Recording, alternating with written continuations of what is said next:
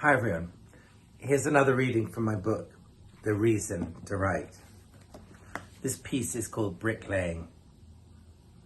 My writer heroes have typically turned their hand to all kinds of genres, whether they be fantasy, poetry, historical fiction, short stories, non-fiction, or anything else. Real writers are like bricklayers. They can make walls with their bricks and houses from the walls, or they can make office buildings or hospitals, apartment blocks, or anything else they care to choose. Of course, some bricklayers stick to one style of building because that's what they've grown to love. There's nothing wrong with that at all. As I have sauntered along the path, I've come to appreciate the delight in turning my skill as a wordsmith from one genre, one type of brick wall, to another. My first publications were so-called travel books, quests through some of the most challenging landscapes on earth. I started off with a book called Beyond the Devil's Teeth, which I wrote when I was 22. At the time I wrote it, I was sure it was a work of unrestrained genius. Alas, it was not. But it was important to me at any rate, because it broke the spell and showed me I could write a full-length book. I went on to write about a dozen non-fiction works of travel, published by a range of firms, including John Murray, who represented Jane Austen, and Random House, who regard themselves as one of the most important and influential publishers of all. One of my first forays into fiction was an historical novel called Timbuktu, based on the true life story of the first white man, the first Christian to ever visit the legendary African outpost in the Sahara. I remember telling my agent and my publisher how I wanted to write the historical novel, Timbuktu, damning the idea with faint praise. They both suggested I go to Timbuktu and write a first-person travel book on my adventure. Needless to say, I did not follow their advice.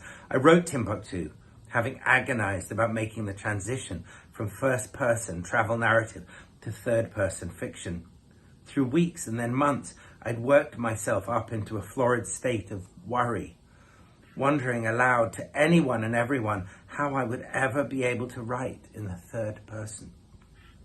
A clutch of self-important agents and editors all opined it would be far too challenging a transition, and that I ought to pack my nonsensical notions right away and stick to what I knew. I was about to give up. Then I went to see Elizabeth, the widow of the writer Bruce Chatwin. I'd known Elizabeth Chatwin a very long time, from the days when I used to spend afternoons in conversation at the fabulously run-down Royal Bombay Yacht Club with her.